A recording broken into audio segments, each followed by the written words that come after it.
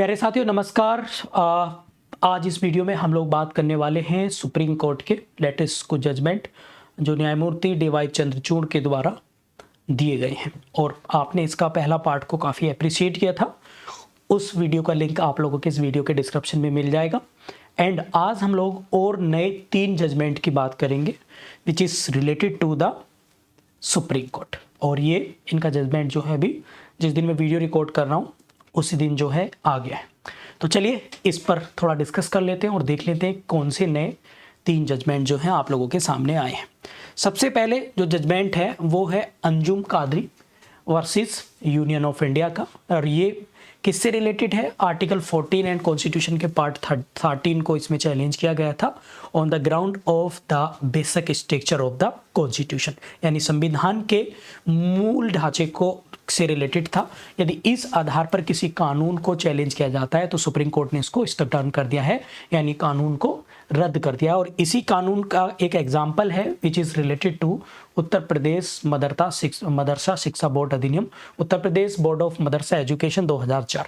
तो आपके प्रीलिम्स के लिए बहुत इंपॉर्टेंट है कि भाई मदरसा एक्ट कब का है? 2004 का है। और उत्तर प्रदेश में ये काफ़ी चर्चाओं में रहा था बिकॉज इसको इलाहाबाद हाई कोर्ट ने जो है वो वॉइड कर दिया था, इस एक्ट को जीरो कर दिया था, इस कानून को रद्द कर दिया था। अब सुप्रीम कोर्ट ने फिर से इसको बहाल कर दिया है और ये कह दिया सुप्रीम कोर्ट ने कि भाई इस तरह से संविधान के अगर मूल ढांचे का उल्लंघन किया गया है तो केवल इस आधार पर आप किसी कानून को रद्द नहीं कर सकते। इसलिए आप जो है मदरसा में पढ़ने वाले बच्चों को अब रिलीफ मिल गई स्कूल में, लेकिन साथ ही साथ एक गाइडलाइन जारी करी है क्या कि भाई यदि मदरसा से कोई हायर एजुकेशन खासकर ग्रेजुएशन मतलब कामिल और पोस्ट ग्रेजुएट मतलब फैजिल, अगर इसको कोई करता है तो उसको वो डिग्री वैलिड नहीं होंगी बिकॉज ऑफ कामिल एंड फाजिल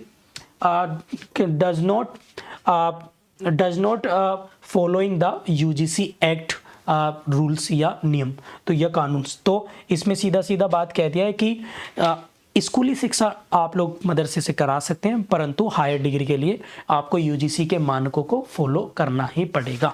ये आप लोगों को ध्यान में रखना है। नेक्स्ट है आप लोगों का property owners association versus Maharashtra राज्य। एक्चुअल में 32 साल पुराना केस है लेकिन इसका जजमेंट अब आया है और इसमें सबसे ज़्यादा इंपॉर्टेंट क्या है कि जितनी भी प्रॉपर्टी है, सभी प्रॉपर्टी, खासकर जो प्रॉपर्टी प्राइवेट प्रॉपर्टी है, सभी प्राइवेट प्रॉपर्टी को आप सरकार के वेलफेयर काम में नहीं लगा सकते। यहाँ पे लिखा है all private properties can not be distributed for the common goods. और कोर्ट ने कहा कि निजी संपत्तियों को अगर आप 39B के अंतर्गत आ सकती हैं तो वो आ सकती है केवल यदि वो भौतिक हो और समुदाय की हो, यानी कोई पर्सनल हो और उनसे फॉर द कम्युनिटी हो तो वो चीज़ें आ सकती हैं, परंतु सारी प्रॉपर्टी उसके अंतर्गत नहीं आ सकती है। इसमें चैलेंज किया गया था आर्टिकल 39 क्लोज बी को, तो ये आप लोग जो हैं याद रखेंगे, ठीक है। एक केस और है सुप्रीम कोर्ट के न्यायमूर्ति जज जो अभी थे रिटायर होने वाले, काफ़ी चैलेंज है। इसमें आईटी एक्ट की सेक्शन 66A को चैलेंज किया गया है और इसमें क्या कहा गया है कि और साथ ही कॉन्स्टिट्यूशन के आर्टिकल 19(1) की क्लोज ए को भी इसके आधार पर निर्णय दिया गया कि इसमें आईटी एक्ट की धारा 66A को जो है अनकॉन्स्टिट्यूशनल घोषित कर दिया है और उन्होंने कह दिया कि भाई जो है अगर हम बात करें तो अभिव्यक्ति यानी फ्रीडम ऑफ एक्सप्रेशन के अंतर्गत इसका मतलब ये नहीं कि आप किसी को गाली गलौज धमकी या थ्रेट दे देंगे। इसलिए section 66 of the IT act को जो है यहाँ पर अनकॉन्स्टिट्यूशनल डिक्लेयर कर दिया है। ये आप लोग जो हैं याद रखते हैं। और केस का नाम क्या है? Syria single versus union of India, यानी डिजिटल युग में अभिव्यक्ति की स्वतंत्रता की सुरक्षा की बात इसमें जो है वो की गई है, यानी safeguarding freedom of expression in the digital age. इसका मतलब ये नहीं कि डिजिटली आप एक्सप्रेस तो कर सकते हैं अपनी बातों को, परंतु आप किसी को गाली या फिर भद्दी या अभद्र भाषा नहीं बोल सकते। ये आपको प्रिविलेज मिली है under the article 19A clause A में, ठीक है।